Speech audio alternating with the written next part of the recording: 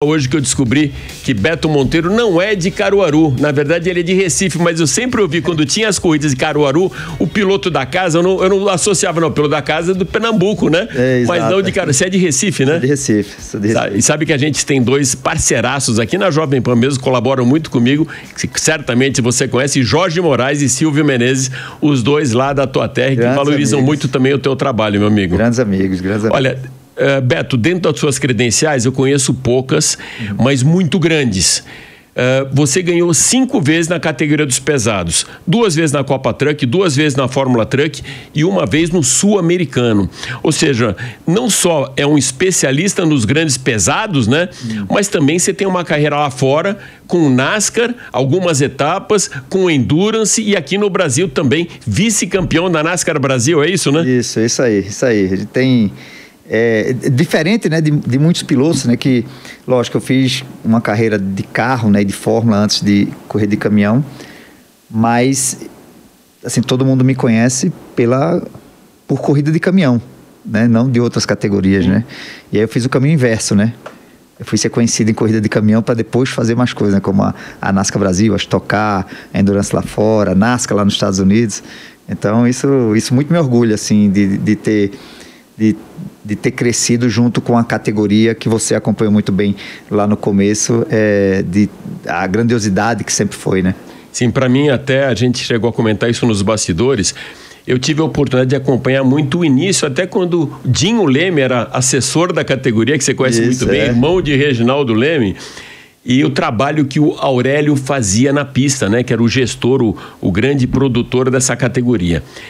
Eu vi ele muito preocupado, não só com a competição, mas preocupado com patrocinadores, preocupado com a organização do time, até no detalhe, né? Adesivo no lugar certo para valorizar quem estava na pista. E um exemplo que eu tenho, Beto, eu era fotógrafo só na época e eu perguntei para ele: Aurélio, eu posso fazer a foto lá de cima da arquibancada, que é mais bonita, tal? Ele falava para mim: pode, desde que não atrapalhe quem está acompanhando a corrida, que a nossa importância é para quem está na telinha assistindo e para aquele cara que paga o ingresso ganha o bonezinho para ir para a arquibancada. Então, você vê ali um cara muito completo como um gestor de uma competição, né, Beto? Cara, eu até arrisco para falar que a Aurélio era um fenômeno. Assim, eu classifico a genialidade do Aurélio a nível dos gênios, assim como foi Ayrton Senna, como foi Schumacher, como foi Pelé, no setor dele de promover uma categoria que ele sonhou e realizou ela, né? Então ele tem receitas de motores hoje que anda na Copa Truck que veio da época do Aurélio, que ele fazia, né? Ele é o cara que fazia tanto a parte mecânica como a construção dos caminhões e a montagem de pista, né? Com adesivo, com placa. Então criteriosamente tudo fiscalizado por ele, criado por ele. Isso para mim é o mais impressionante. Você vê que a gente tem grandes promotores no Brasil e pelo mundo e não tem essa genialidade.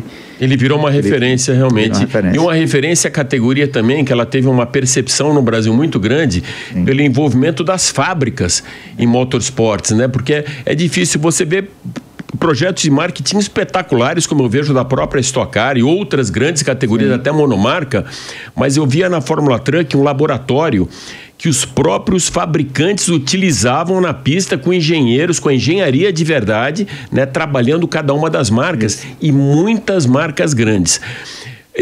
Vou fazer para você um comentário que eu conversei uma vez com o Christian, que ele me falava o seguinte, e lembra muito aí da sua carreira. Ele falou: o piloto não é aquele cara que só pensa em fazer Fórmula 1 um dia, que só vale se for na categoria máxima do automobilismo mundial, não. O piloto é um profissional que entra num carro de corrida, é pago para andar num carro de corrida e o objetivo de vencer corrida, mas ele não faz essas escolhas, né? E eu vejo que você é um cara muito eclético, você gosta de correr, ou seja, tá no teu sangue correr, né? E a sua assessora André Amadeu até falou para mim que você teve um acidente bem pesado no kart. Você ainda corre de kart, é isso mesmo ou não? Sim, eu depois de até ter parado de kart, eu sempre uso o kart como um complemento da minha preparação física, né? Aqueles karts com marcha, o shifter. E no final do ano passado, eu andando de kart, eu tive um rompimento da aorta. Cara, rompimento da aorta? Sim, e foi bem pesado assim. Até te falo como um milagre. Você não conseguiu completar a temporada, então? Não, da Truck não. Ano passado parou, eu fiquei 3 provas fora no final do ano. me recuperando dessa cirurgia, que, lógico, depois que eu fiz ela, que eu fui saber o nível de gravidade que é, né? Esse tipo de cirurgia, você passar por uma, chama dissecção, né? Da aorta, e um nível, assim, acho que gravíssimo em termos de cirurgia cardíaca. Mas... Tá aí. Estamos aqui, de novo. E esse ano aqui, o que a gente pode esperar de você? Onde você vai estar competindo? Vai fazer alguma coisa em Endurance lá fora? Vai fazer a NASCAR Brasil, a Copa Truck? Como que está esse teu line-up de categorias? Eu fiz esse ano já 2 provas nos Estados Unidos de NASCAR, agora em fevereiro. Fiz a prova da Truck em março. E agora no próximo dia 13, eu vou estar com a Truck e a NASCAR Brasil no mesmo final de semana, correndo as duas. Oh, que legal. Então, certamente você deve conhecer Fernando Paiva e o Tom, né? Os caras que trouxeram a NASCAR aqui para o Brasil. Eles estão sempre com a gente. Parceiraço meu aqui, Fernando também, um grande mestre. O Tom está sempre com a gente aqui na NASCAR Brasil, lá fora, quando a gente vai andar. Eu tenho levado bastante piloto para experimentar e conhecer esse mundo, né, dos circuitos ovais nesses últimos 2 anos. E tenho feito também algumas corridas lá. Então, ele está sempre acompanhando o Tom, né? E aí, só para complementar, você estava falando e a gente voltar um pouco da Truck das montadoras, continua assim. As montadoras ainda estão lá, né? A gente tem 3, que é a Volkswagen, a Iveco e a Mercedes. Você hoje é piloto Volkswagen? Volkswagen, com a engenharia da Volks, com todo o empenho no desenvolvimento do caminhão para a competição. Isso é muito legal, isso aí, que é uma coisa que competição sempre busca, né? Você ter o apoio da fábrica, de servir como laboratório. Como um grande laboratório mesmo, né? E a gente vê o sucesso dos pesados nas estradas aqui. Isso. Alguns fabricantes nacionais até saíram do país, mas continuaram fabricando os super pesados. E muita coisa desenvolvida nas corridas de caminhões. Puxa, que legal. Uma curiosidade minha, Beto. Eu escutei de alguns pilotos há muitos anos atrás, eu queria saber se isso continua hoje. Um certo protecionismo do mercado norte-americano para terem pilotos norte-americanos da NASCAR vencendo e não deixar furar essa bolha com estrangeiros. Eles tiveram uma experiência muito pesada quando a gente teve a invasão de 12 brasileiros na Fórmula Indy e há alguns anos só brasileiro vencendo, inclusive 500 milhas de Indianápolis, que é o caso do Elinho Castro Neves, né? Que junto com AJ Foyt e mais um que eu não vou lembrar o nome, venceu 4 vezes. Você ainda sente isso, não? Existe uma certa proteção dos norte-americanos, aquela bolha de não deixar alguém furar essa bolha, alguém de fora furar a bolha de uma categoria tão tradicional como a NASCAR? Não, pelo contrário, né? A NASCAR entrou no Brasil e hoje eu até arrisco a falar que a NASCAR está com os olhos muito grandes para o Brasil.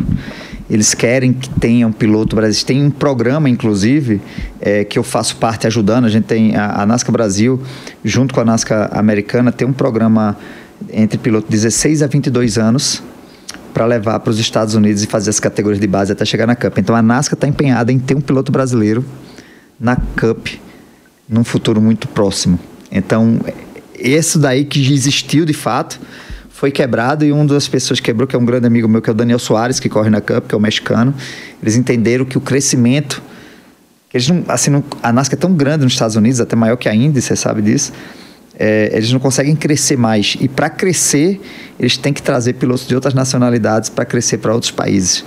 A NASCAR, até eu vi uma época um comparativo, que ela é, assim, e pensar em percepção de esporte, ela é colocada no mesmo nível de um Super Bowl. Ou seja, você tem uma NASCAR, e eu acompanhei algum tempo lá, cara, todo final de semana praticamente de corrida tem carro na pista, cara. Eu lembro que eram 48 finais de semana de corrida, que esse cara ele tem que mudar para a pista de corrida com a família. E uma disputa muito grande, inclusive, por quem vai transmitir pelos direitos de transmissão, que muitas vezes não é exclusivo de uma emissora só. Sim. Ou seja, tem um pool de emissoras, tanta audiência que é, ou seja, tem espaço para a NASCAR. Beto, o teu line-up também ele é grande de categorias, né? Então a gente já falou de Fórmula Truck, kart, que você usa como para treinar, carros de turismo e de endurance, né? Principalmente protótipos e tal. Qual aquele que se sente melhor? Né? Qual aquele que... eu sempre falo aqui que é mais difícil, é muito difícil você selecionar o filho mais bonito, né? Mas desses, qual que você curte mais fazer atualmente? É difícil, eu sempre me fazem esse tipo de pergunta, até por essa variedade de categoria que eu ando, mas, cara, tipo assim, é difícil você escolher, é muito mais difícil que simplesmente uma escolha, eu vou lhe explicar. Porque no final, tudo é carro de corrida, não importa se é um caminhão, se é um kart, se é uma Porsche, se é uma Ferrari, se é um protótipo, no final os problemas são os mesmos. E o prazer que você tem de guiar acaba sendo o mesmo, né? Eu consigo, por exemplo, correr de caminhão e de NASCAR Brasil no mesmo final de semana. E pra virar essa chave, cara? Então, cara, eu saio de um e sento no outro como se não tivesse andado no outro anteriormente e consigo curtir o fato de guiar e de sentir os problemas que cada um tem. A tocada é muito diferente, né? É diferente. Tudo diferente. Talvez porque seja tão diferente, você consegue se adaptar rápido. Eu consegui ser... Cara, eu liderei o campeonato até a metade do ano de 23 nas 2 categorias.